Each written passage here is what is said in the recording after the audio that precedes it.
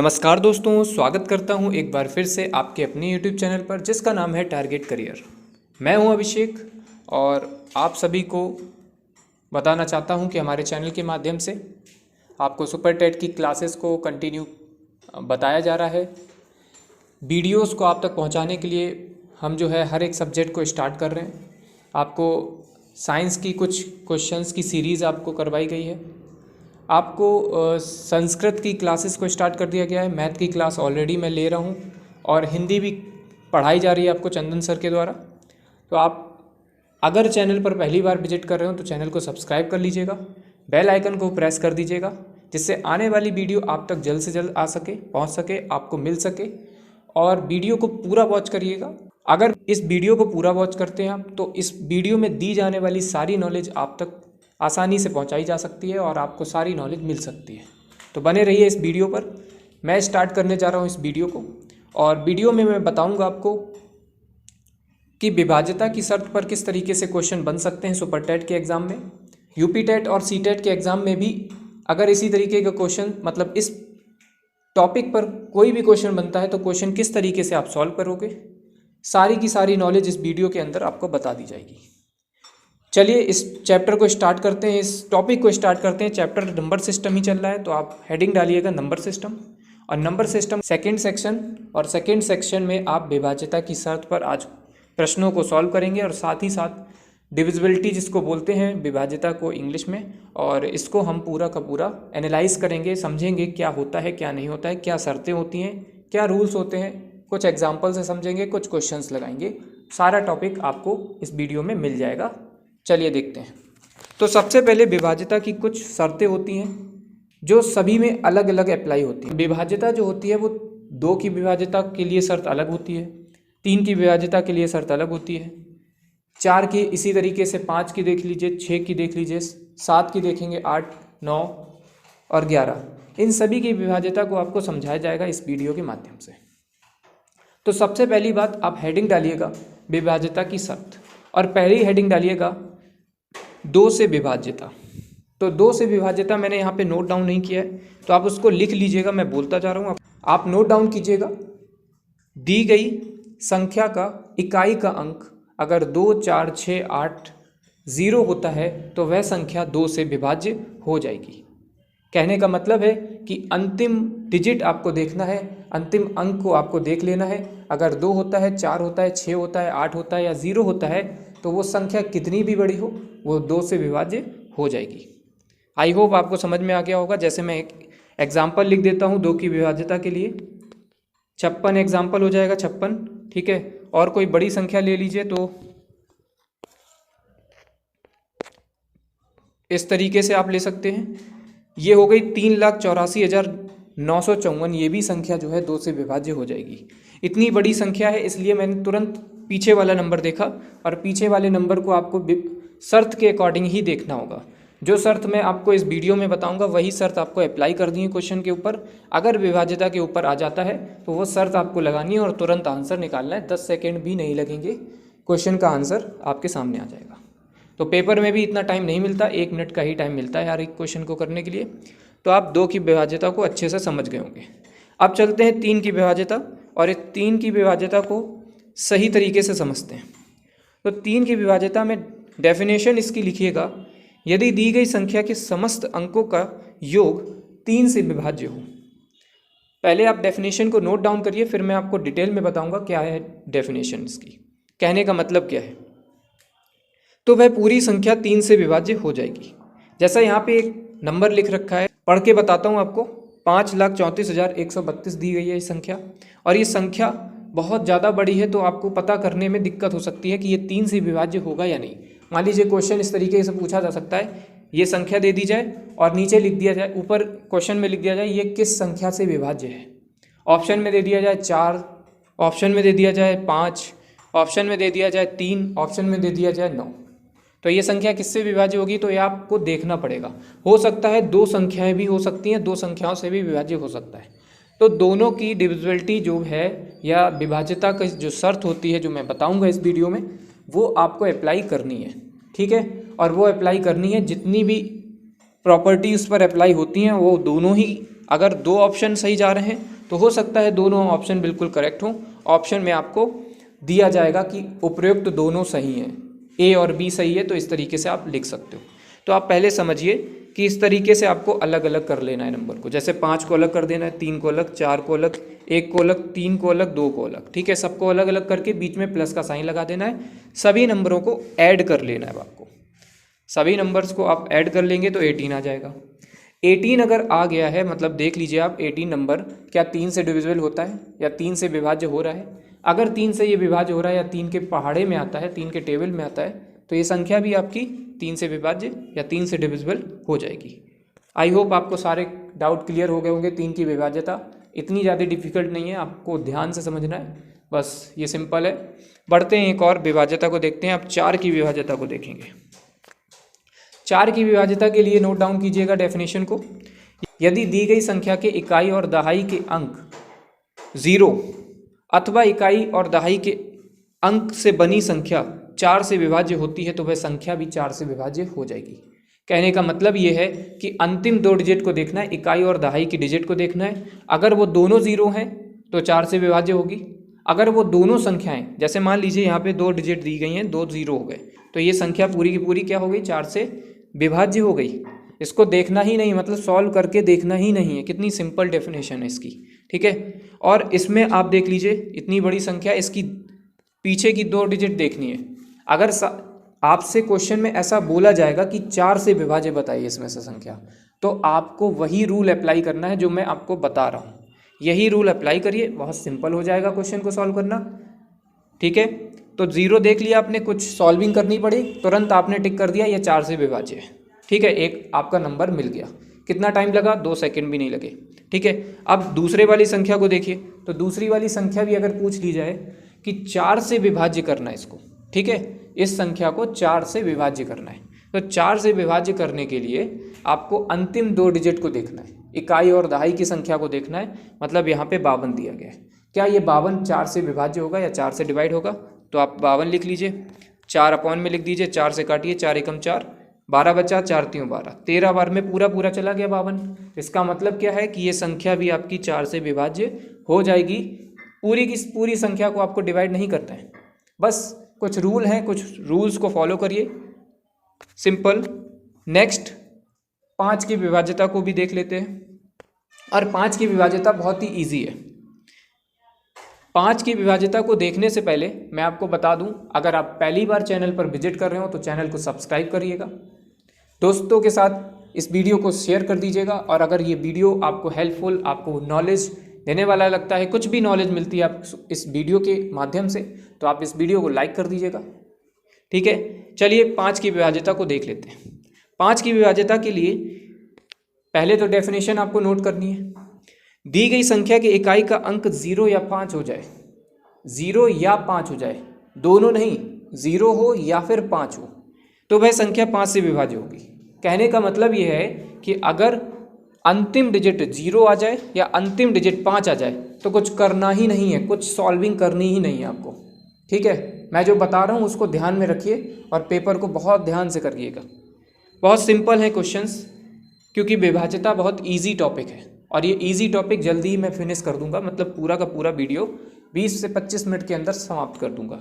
तो आप इस पूरी वीडियो को देख लेंगे, विभाज्यता के ऊपर बनने वाला एक भी क्वेश्चन आपका गलत नहीं होने वाला। चाहे इस पेपर में ले लीजिए, सुपर टेट के पेपर में, चाहे भविष्य में कोई भी पेपर देने जाइएगा, अगर विभाज्यता के ऊपर कोई क्वेश्चन बनता है तो आप आसानी से सॉल्व कर लोगे, ठीक है। तो इसमें कुछ संख्याएं दी गई हैं, इतनी बड़ी संख्या है और इस बड़ी संख्या को आप पढ़ने में टाइम लगा सकते हो, इसको सॉल्व करने में, डिवाइड करने में टाइम लगा सकते हो। तो मेरे कहने का मतलब ये है कि आपको अंतिम डिजिट को ध्यान से देखना है। विभाज्यता के लिए अंतिम डिजिट्स ही ज़्यादातर मायने रखती हैं। तो 5 की डिविजिबिलिटी में आपको पीछे नंबर क्या देखना है, 0 देखना है या फिर 5 देखना है। अगर 0 आता है तो भी हो जाएगा, 5 आता है तो भी हो जाएगा। कहने का मतलब है दोनों संख्याओं में आप देख रहे हो 0 और 5 आ रहा है, तो कहने का मतलब ये दोनों संख्याएं क्या होंगी, 5 से डिविजिबल हो जाएंगी पूरी तरीके से। चलिए अब देखते हैं डिविजिबिलिटी नंबर नेक्स्ट।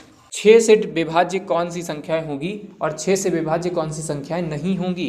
क्वेश्चन में पूछा बहुत जाता है कि इनमें से कौन सी संख्या 6 से विभाज्य है या इनमें से कौन सी संख्या 6 से विभाज्य नहीं है। चलिए इसकी पहले हम डेफिनेशन की बात कर लेते हैं। 6 की डेफिनेशन आप नोट डाउन करिएगा। यदि दी गई संख्या 2 और 3 दोनों से विभाज्य की शर्त का पालन करती है तो पूरी तरीके से वह संख्या क्या होगी, 6 से विभाज्य हो जाएगी। कहने का मतलब, आपको अगर समझ में नहीं आया है तो आपको दोबारा से समझाते हैं कि अगर कोई संख्या 2 से और 3 दोनों से विभाज्य होने की शर्त का पालन करती है तो वह संख्या 6 से विभाज्य हो जाएगी। जैसे मान लीजिए कि यहाँ पर एक संख्या नोट डाउन की है मैंने। अब देखिए 51,354 है और ये संख्या क्या है, 2 से विभाज्य है, क्योंकि मैंने देख लिया इसके अंतिम डिजिट का क्या अंक है, 4, और ये 4 डिजिट जो है वो 2 की डिविजिबिलिटी में आती है। 2 4 6 8 और 0 आता है, तो इसका मतलब मुझे पता चल गया ये 2 से डिविजिबल हो जाएगी। ठीक है, अब ये देखना पड़ेगा आपको कि 3 से डिविजिबल हो रही है कि नहीं हो रही है। कहने का मतलब ये है कि आपको दोनों से डिविजिबल होना जरूरी है। अगर कोई संख्या 6 से डिविजिबल आपको करनी है तो इसके लिए रूल ये है कि 2 से भी डिविजिबल होना चाहिए और 3 दोनों से, मतलब 3 से भी डिविजिबल जरूरी है। अगर 2 से हो रही है और 3 से नहीं हो रही है तो ये संख्या 6 से डिविजिबल नहीं होगी, 2 से ही डिविजिबल होगी। अगर वह संख्या 2 से डिविजिबल नहीं होती और 3 से डिविजिबल हो जाती है तो भी वह संख्या 6 से डिविजिबल नहीं होगी। कहने का मतलब यह है कि दोनों से होना जरूरी है, 2 से भी होना जरूरी है और 3 से भी डिविजिबल होना जरूरी है। ठीक है ना। तो 3 से डिविजिबिलिटी अभी मैं ऊपर समझा चुका हूँ। क्या होता है, इन सभी संख्याओं को आप एक साइड में लिख लीजिए और सबके बीच में अलग अलग नंबर करके सबके बीच में प्लस का साइन लगा के सबको ऐड कर लीजिए। चलिए ऐड करने की कोशिश करते हैं। 5 और 1 6, 6 3 9, 9 5 14, 14 4 18, 18 नंबर आ गया। अब ये 18 आ गया तो आपको पता होगा ये 3 से डिविजिबल होगा कि नहीं होगा। 3 के पहाड़े में क्या 18 आता है तो ये संख्या 3 से डिविजिबल हो जाएगी। और अभी मैंने बताया था कि ये 2 से भी डिविजिबल है, तो कहने का मतलब क्या है, ये संख्या 2 और 3 दोनों से डिविजिबल है, तो ये दोनों शर्तों का पालन कर रही है, इसलिए ये संख्या 6 से डिविजिबल हो जाएगी। आई होप आपको सारे डाउट क्लियर हो गए होंगे, सारी चीज़ें समझ में आ गई होंगी। यहाँ पे नोट भी किया गया है मैंने यहाँ पे एक चीज़ नोट की है, उसको आप नोट भी कर सकते हो। ये संख्या 2 और 3 दोनों से विभाज्य, इसलिए ये संख्या 6 से विभाज्य हो जाएगी। ठीक है, आप इसको नोट डाउन कर लीजिए। अब बढ़ते हैं 7 की विभाज्यता पर, और 7 की विभाज्यता को बहुत ही क्लियर तरीके से समझिएगा, क्योंकि 7 की विभाज्यता या 7 की डिविजिबिलिटी जल्दी आपको नहीं मिलती कहीं पे। ठीक है, मैं आपको सारे के सारे जिस तरीके से क्वेश्चन बन सकता है 7 की विभाज्यता के ऊपर, वो सब कुछ बताऊंगा। चलिए बने रहिएगा इस वीडियो पर और 7 की विभाज्यता को देखते हैं, और इनको हम 3 खंड में करेंगे। मतलब खंड नंबर 1, खंड नंबर 2 और खंड नंबर 3, ये 3 खंडों में 7 की विभाज्यता को देखेंगे। और इसके अलावा भी एक और शर्त है, मतलब कुल मिलाकर के इसमें शर्त 4 अप्लाई होती हैं, तो 7 की विभाज्यता थोड़ी सी बड़ी होती है बाकी सबसे। तो 7 की विभाज्यता के लिए 3 शर्त आपको मतलब बेसिकली आपको 4 शर्तें याद रखनी पड़ेंगी। 4 शर्त याद रखिए और चारों शर्त को आप याद रखोगे तो 7 से डिविजिबिलिटी भी आपको समझ में आ जाएगी। तो शर्त नंबर 1, आप हेडिंग डालिएगा शर्त 1। पहली शर्त क्या है, किसी भी संख्या की 6 बार पुनरावृत्ति अगर होती है तो वह संख्या क्या होगी, 7 से डिविजिबल हो जाएगी। कहने का ये मतलब है कि अगर कोई भी नंबर 6 बार रिपीट होता है, जैसे मान लीजिए मैंने लिख दिया 6 6 6 6 और ये नंबर जो है वो 6 बार रिपीट किया है मैंने, तो ये संख्या जो होगी आपकी क्या होगी, 7 से विभाज्य हो जाएगी। पहली शर्त यही है। पहली शर्त ये है कि आपको 6 बार आपको कोई भी डिजिट लेनी है। ठीक है ना, 0 को छोड़ करके, 0 नहीं लेना है, बाकी सब आप ले सकते हो। 1 से लेकर के 9 तक कोई भी डिजिट ले लीजिए। 1 1 1 1 1 6 बार लिख लीजिए। ऐसे ही 2 2 2, इस तरीके से 9 तक आप कोई भी नंबर ले सकते हो। एक ही नंबर रिपीट होना चाहिए। 6 बार रिपीट होता है तो वह संख्या क्या होगी, 7 से विभाज्य होगी। दूसरी शर्त नोट डाउन करिएगा। कुछ एग्जाम्पल भी दिए हैं, आप इसको नोट डाउन कर सकते हो। कुछ एग्जाम्पल दिए हैं, इसी तरीके के कुछ और एग्जाम्पल हो सकते हैं, इसलिए मैंने ETC लगा दिया है।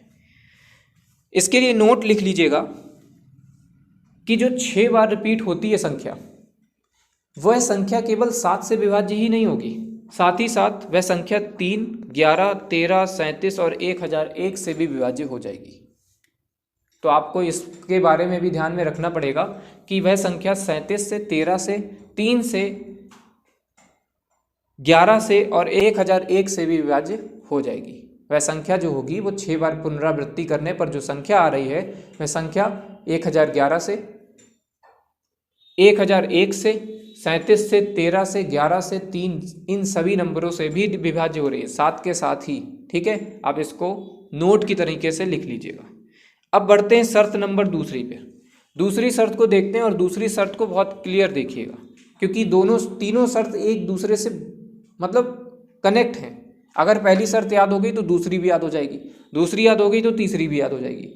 तो अगर आप पहली याद रखना चाहते हो तो दूसरी ऑटोमेटिकली याद हो जाएगी, और दूसरी याद रखना चाहते हो तो तीसरी भी याद हो जाएगी।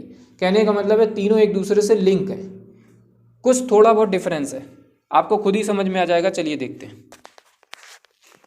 शर्त नंबर दूसरी देखते हैं।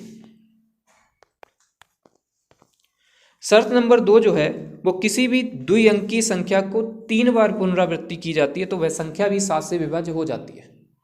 कहने का ये मतलब है कि अगर 2 अंक की कोई संख्या ले लें, आप कोई भी 2 अंकों की संख्या ले लें, जैसे मान लीजिए मैंने 38 ले लिया, ठीक है, ये 2 अंकों की संख्या है। आप कोई भी ले सकते हो, 56 ले सकते हो, आप ले सकते हो 76 ले सकते हो, आप ले सकते हो 84।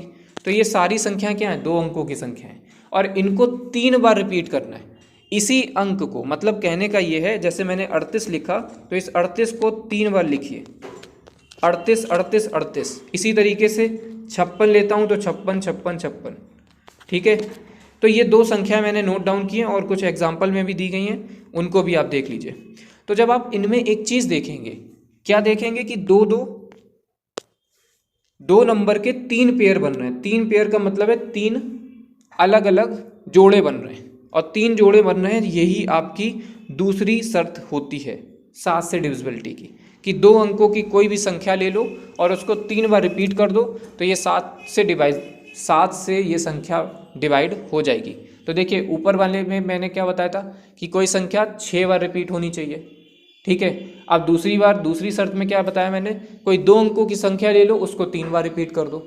और तीसरी शर्त इसी से रिलेटेड होगी, थोड़ी सी अलग है, उस शर्त को भी देख लेते हैं। शर्त नंबर तीसरी है, तो किसी भी त्रिअंकी संख्या को 2 बार पुनरावृत्ति करने पर वह संख्या जो होगी वो 7 से विभाज्य हो जाएगी। कहने का मतलब ये है कि अभी तक क्या था, 1 अंक की संख्या लेनी थी, उसको 6 बार रिपीट करना था। अब 2 अंकों की संख्या ली तो उसको 3 बार रिपीट करना है। तो 2 अंकों की संख्या लोगे, 3 बार रिपीट करोगे तो वह संख्या कितने अंकों की हो जाएगी? 6 अंकों की हो जाएगी। कहने का मतलब है अंक अभी आपके 6 ही रहे हैं, 6 ही आ रहे हैं। पहले वाले में भी 6 ही लेने थे, दूसरे वाले में भी 6 ही बने हैं। ठीक है, 2 अंकों की ऐसी संख्या ले लो, कोई भी संख्या ले लो, उसको 3 बार रिपीट करो, वह संख्या 7 से विभाज्य होगी। और तीसरी शर्त में क्या पढ़ा हमने कि 3 अंकों की कोई संख्या लेते हैं आप और उसको 2 बार रिपीट करते हो तो वह संख्या 7 से विभाज्य हो जाएगी। 3 अंकों की कोई भी संख्या ले लो, जैसे मैंने ले लिया 984। अब इसी संख्या को एक बार और रिपीट कर दो, 984। तो ये सारी इतनी बड़ी संख्या जो है वो आपकी 7 से विभाज्य हो जाएगी। ये शर्त नंबर तीसरी थी। ये तीनों शर्त को एक दूसरे से कनेक्ट कर दीजिए और आपको याद हो जाएगी ऑटोमेटिकली। कोई ज़्यादा डिफ़िकल्ट नहीं है, आप इसको समझिए, बहुत ध्यान से समझिए, पूरे वीडियो को वॉच करिए। विभाज्यता इस वीडियो के अलावा आपको कोई वीडियो देखनी नहीं पड़ेगी।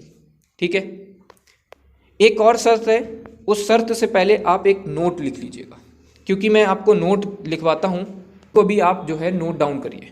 और नोट डाउन करने से पहले आप शर्त नंबर जो दूसरी बताई थी उसके लिए भी आप नोट डाउन करिए कि जो 2 अंकों की संख्या थी वो 3 बार रिपीट हो रही थी। ठीक है, 3 बार रिपीट हो रही थी। इसके लिए ऐसी संख्याएं जो होती हैं वो 3, 13 और 37 से भी विभाज्य हो जाती हैं।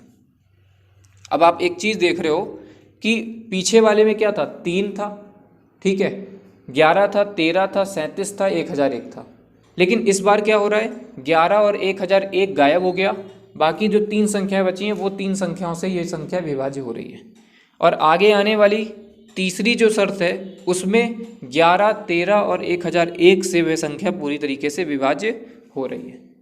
तो ये चीज़ों को भी आपको नोट डाउन करना पड़ेगा और इसको याद रखिए तो ज़्यादा अच्छा रहेगा, क्योंकि पेपर में ज़रूरी नहीं कि आपसे 7 की डिविजिबिलिटी ही पूछी जाए और 11 की डिविजिबिलिटी तक पूछा जाए।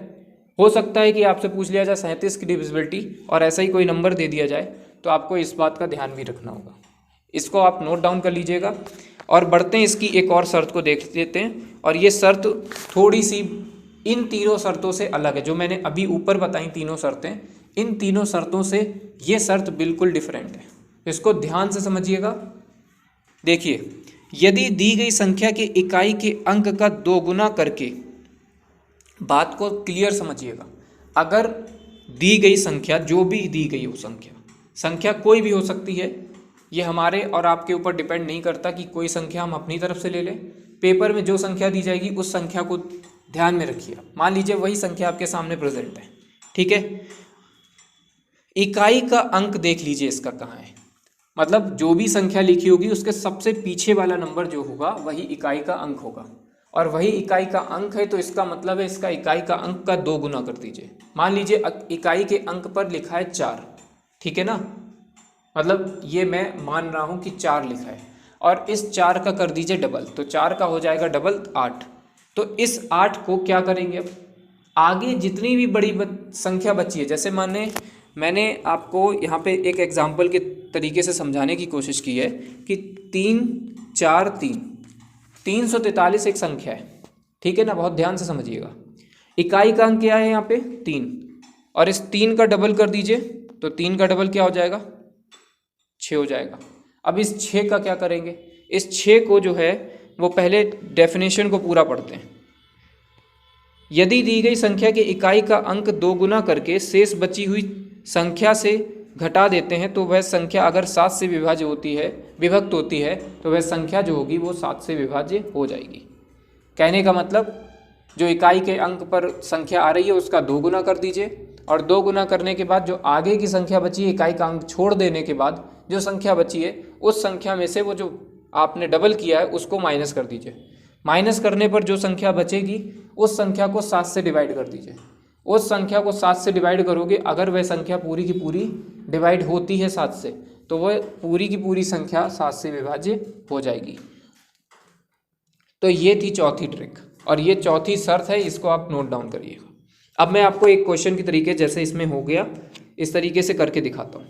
तो इसमें देखिएगा 3 4 3 343 लिखा है, और 343 का लास्ट अंक क्या है 3, इसका डबल हो जाएगा 6, और इस 6 को इसमें से माइनस कर दिया जाएगा। 34 में से 6 जाएगा तो बचेगा 28, और ये 28 को साइड में लिख लो, इसके अपॉन में 7 लिख दो। 7 चौक 28 4 बार में गया। कहने का मतलब क्या है कि अगर ये पूरा डिवाइड हो गया तो वह 7 से डिवाइड हो जाएगी। तो ये डिविजिबिलिटी थी, ये आई थिंक आपको समझ में आ गई होगी। 7 से विभाज्यता कितना बड़ा टॉपिक है, बाकी सबसे बहुत ज़्यादा लार्ज है, तो आप शायद समझ गए होंगे। चलिए बढ़ते हैं, देखते हैं 8 की विभाज्यता को देख लेते हैं, और 8 की विभाज्यता की सबसे पहले डेफिनेशन को पढ़ लेते हैं, ठीक है। यदि दी गई संख्या के इकाई, दहाई और सैकड़े के अंक अगर शून्य हो, या इकाई, दहाई और सैकड़े के अंक से बनी संख्या 8 से विभक्त हो रही है, तो वह संख्या पूरी की पूरी संख्या जो होगी वो 8 से विभक्त हो जाएगी। तो इस एग्जाम्पल से समझते हैं, और एग्जाम्पल से क्लियर हो जाएगा आपका ये जो थ्योरी आपको मैंने नोट डाउन की यहाँ पे, उसको आप कॉपी पर लिख लीजिएगा, और ये थ्योरी आपको पेपर में बहुत ज़्यादा काम आएगी, तो इसको आप नोट ज़रूर करिएगा। और इसके साथ एक एग्जाम्पल को नोट डाउन कीजिएगा कि यहाँ पर आपको दिख रहा है कि इकाई, दहाई और सैकड़ा, इकाई, दहाई और सैकड़ा तीनों की जगह पर आपको दिख रहा होगा 3 जीरो आ गए हैं। और मैंने आपको क्या बताया था इस डेफिनेशन में कि अगर इकाई, दहाई और सैकड़े की जगह पर शून्य आ जाता है तो ऐसी स्थिति में ये 8 से विभक्त हो जाएगी संख्या, ठीक है। डिवाइड करके आपको देखना नहीं है, आपको बस केवल जो मैंने रूल बताया उसको आपको फॉलो करना है बस। दूसरी चीज़ क्या बताइए, अगर ज़ीरो ना आए तो क्या करेंगे आप? कन्फ्यूज़न आपके माइंड में हो सकती है। मान लीजिए कि अगर ज़ीरो नहीं आता है, पेपर में कोई ऐसी संख्या दे दी जाए जिसमें ज़ीरो नहीं आ रहा है, तो क्या करेंगे? तो कुछ नहीं करना है, पीछे वाली तीनों डिजिट को नोट कर लो शायद। 512, अब ये 512 को 8 से डिवाइड कर दो, 8 से इसको डिवाइड कर दीजिए, 8 छंग 48 हो जाएगा, ठीक है, 6 बार में जाएगा ये, ठीक है। फिर बचेगा 3 और 8 चक्कू 32, पूरा 64 बार में चला गया है 512। इसका मतलब ये बड़ी संख्या भी आपकी जो है 8 से डिवाइड हो रही है, ठीक है ना, समझ में आ गया होगा। अब एक एग्जाम्पल से समझते हैं, एक और जो पेपर में पूछा गया क्वेश्चन है, इससे देखते हैं क्या क्वेश्चन पूछा गया था। क्वेश्चन बनते कैसे हैं वो आपको समझ में आ जाएंगे इस क्वेश्चन को देख करके। देखिए, निम्नलिखित में से कौन सी संख्या 8 से विभक्त होगी। तो 8 से विभक्त कौन सी संख्या है उसको ध्यान से देखना है। तो आप देख रहे हो कि किसी भी संख्या में पीछे जो नंबर हैं वो ज़ीरो नहीं है। अगर ज़ीरो दिए जाते तो बहुत सिंपल क्वेश्चन हो जाता, उसको सॉल्व करने की भी दिक्कत नहीं थी। ठीक है, अगर 3 ज़ीरो आ जाते तो हम वही टिक करके चले जाते।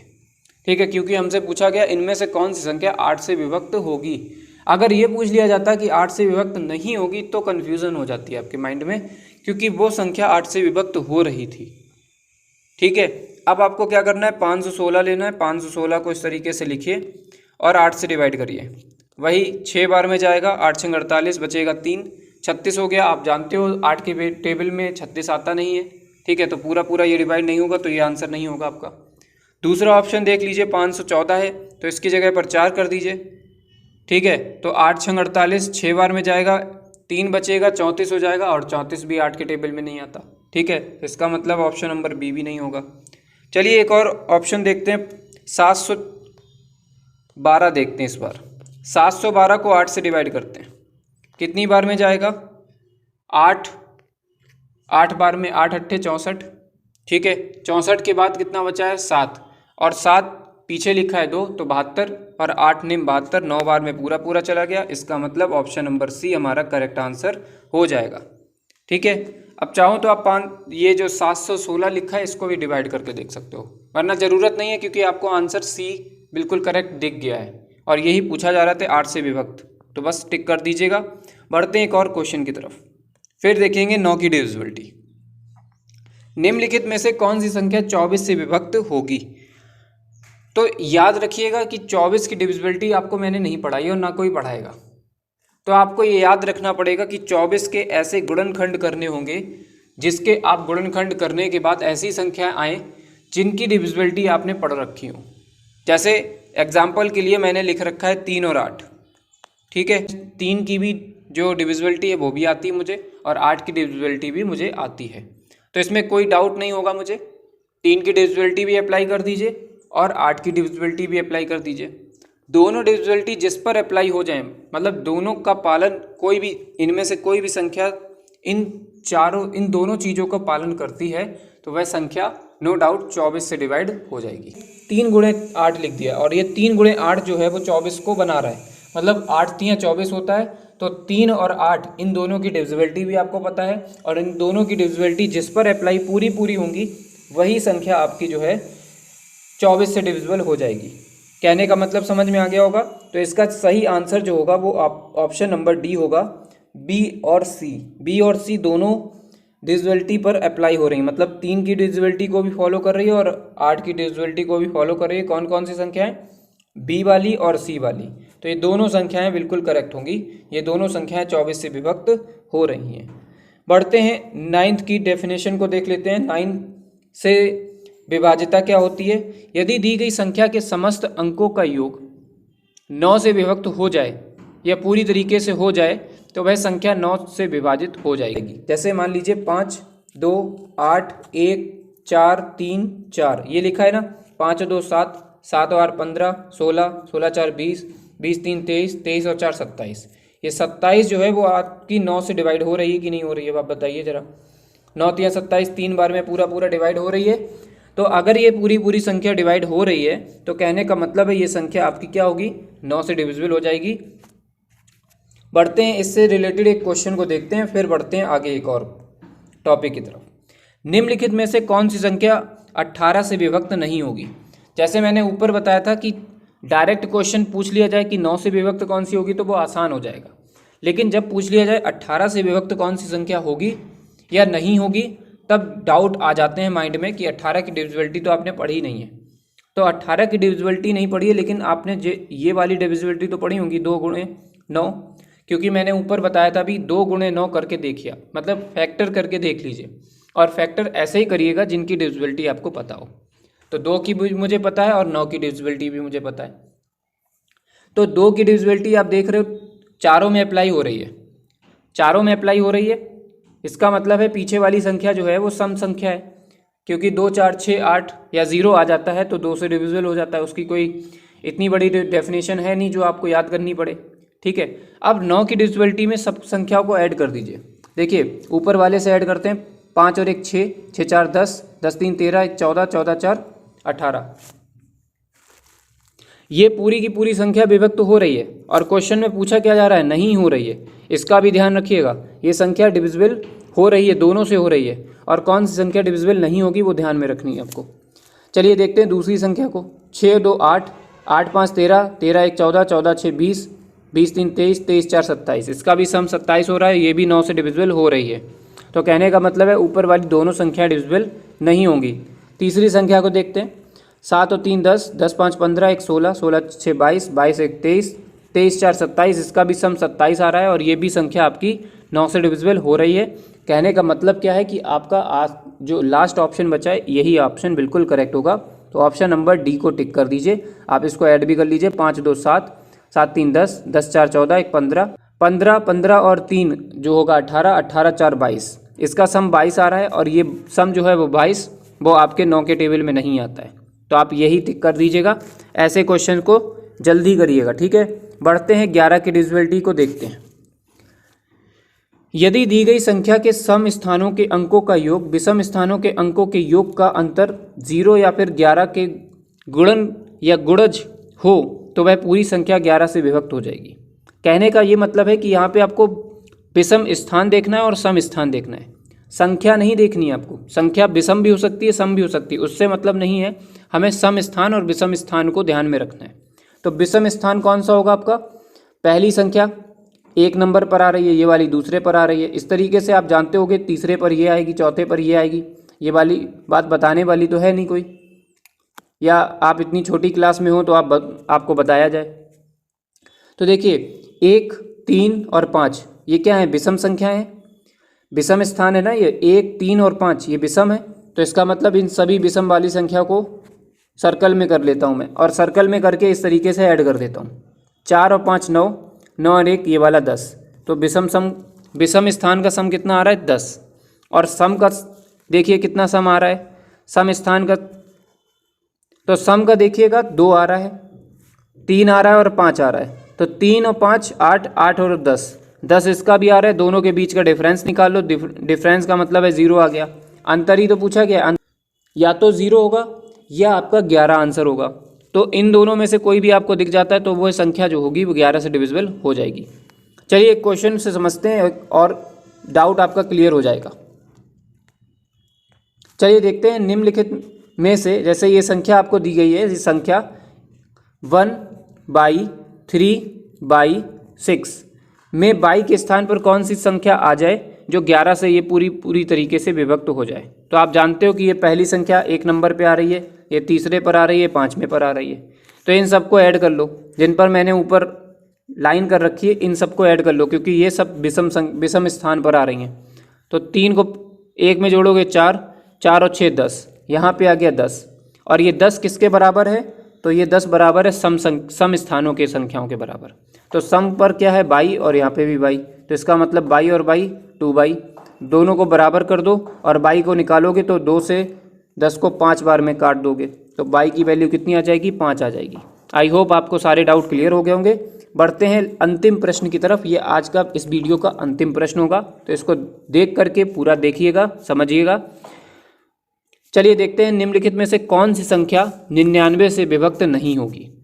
तो इनमें से कौन सी संख्या 99 से विभक्त नहीं है? ठीक है, क्या पूछा जा रहा है? नहीं है, ठीक है, ये नहीं पूछा जा रहा है विभक्त है। तो 99 लिख लीजिए। 99 के मैंने बोला ना आपको ऐसी संख्या बता दी जाए जिसके आपको डिविजिबिलिटी पढ़ी ना हो तो उसके फैक्टर कर लीजिए, तुरंत फैक्टर करिए। ऐसे फैक्टर करिए जिनके फैक्टर आपको पता हो। तो 11 × 9, 11 की डिविजिबिलिटी अभी ऊपर बताई, 9 की डिविजिबिलिटी भी अभी ऊपर बताई थी आपको। तो इस हिसाब से आपको दोनों डिविजिबिलिटी आपको पहले, दूसरे, तीसरे पर अप्लाई हो रही होंगी सही तरीके से, और जिस पे अप्लाई नहीं हो रही हैं वो ऑप्शन नंबर डी होगा। ऑप्शन नंबर डी पर 9 और 11 दोनों तरीके की डिविजिबिलिटी अप्लाई नहीं हो रही। चलिए करके देख लेते हैं एक बार। 2 1 3, 3 और 5 8, 8 3 11, 11 और 4 15, 15, 15 और 7 22 होता है। देखिए 22 आ गया, ये 9 से डिविजिबल तो नहीं होगा। अच्छा 11 से डिविजिबल है कि नहीं? तो 2 5 और 4 जोड़ लीजिए ज़रा। 5 4 9 और 2, 5 और 4 9 और 2 11, ठीक है, इधर जोड़िए 7 3 10 और एक ये वाला 11। दोनों का आंसर क्या आ रहा है 11 11। 11 11 को माइनस कर दो, 0 बचा। जब 0 बचता है 11 की डिविजिबिलिटी तो अप्लाई हो रही है इस पर, लेकिन याद रखिएगा 9 की डिविजिबिलिटी इस पर अप्लाई नहीं हो रही है, तो ये संख्या 99 से डिविजिबल नहीं हो सकती। जब तक दोनों अप्लाई नहीं होंगे, जब तक दोनों चीज़ों का पालन नहीं किया जाएगा, तब तक ये 99 से डिविजिबल नहीं होगा, क्योंकि 99 के फैक्टर में 9 भी आता है और 11 भी आता है। केवल 11 से 99 नहीं बचाया जा सकता है। तो इस तरीके से आपका ये डाउट भी क्लियर हो गया होगा, आपके सारे टॉपिक भी क्लियर हो गए होंगे। पीछे डिविजिबिलिटी के जितने भी टॉपिक थे सारे क्लियर कर दिए इस वीडियो में। चलिए मिलते हैं नेक्स्ट वीडियो में। अगर ये वीडियो आपको हेल्पफुल लगता है तो आप वीडियो को लाइक कर दीजिएगा, चैनल को सब्सक्राइब कर दीजिएगा और दोस्तों के साथ अपनी इस वीडियो को शेयर कर दीजिएगा। मिलते हैं नेक्स्ट वीडियो में, तब तक के लिए बाय।